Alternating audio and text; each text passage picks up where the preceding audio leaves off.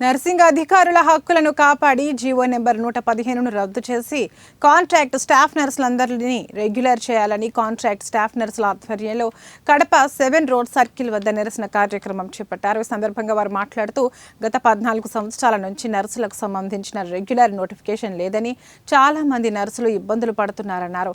రాష్ట్ర ప్రభుత్వం ఏఎన్ఎంలకు జీఎంలుగా శిక్షణ ఇచ్చి వారికే రెగ్యులర్ చేసి ప్రమోషన్లు ఇస్తే తమ పరిస్థితి ఏం కావాలని ప్రశ్నించారు. 2009 నుంచి 2024 వరకు ఒక్క నోటిఫికేషన్ను విడుదల చేయలేదని ఆరోపించారు. నర్సింగ్ అనేది ఒక పెద్ద వ్యవస్థ అని ప్రతి సంవత్సరం కూడా ఒక్కొక్క కాలేజీ నుంచి 150 నుంచి 200 మంది నర్సింగ్లు బయటకు వస్తున్నారన్నారు. కాంట్రాక్ట్ బేసిక్ స్టాఫ్ నర్సులను జీవో ప్రకారం రెగ్యులర్ చేయాలని, లేని పక్షంలో స్టాఫ్ నర్సులు అందరూ కలిసి ఆందోళనలను ఉధృతం చేస్తామని హెచ్చరించారు.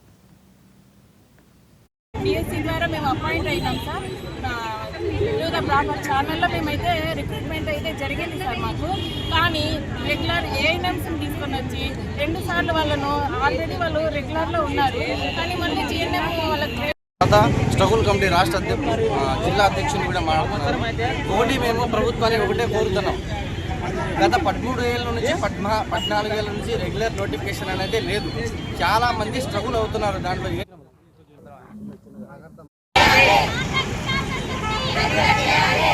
ఇప్పుడు గత ప్రభుత్వము ఏఎన్ఎం టు జిఎన్ఎం ప్రోగ్రామ్ అని చెప్పేసి 2 సంవత్సరాలు ఏఎన్ఎంస్కి స్కిల్ డెవలప్మెంట్ ప్రోగ్రామ్ అని చెప్పేసి చదువు వాళ్ళే స్వయంగా చెప్పించి ఈరోజు ప్రమోషన్ రూపంలోనో రిక్రూట్మెంట్ రూపంలోనో ఖాళీగా ఉన్న స్టాఫ్ నర్స్ పోస్టులను భర్తీ చేయడానికి గవర్నమెంట్ నిర్ణయం తీసుకుంటున్నారు.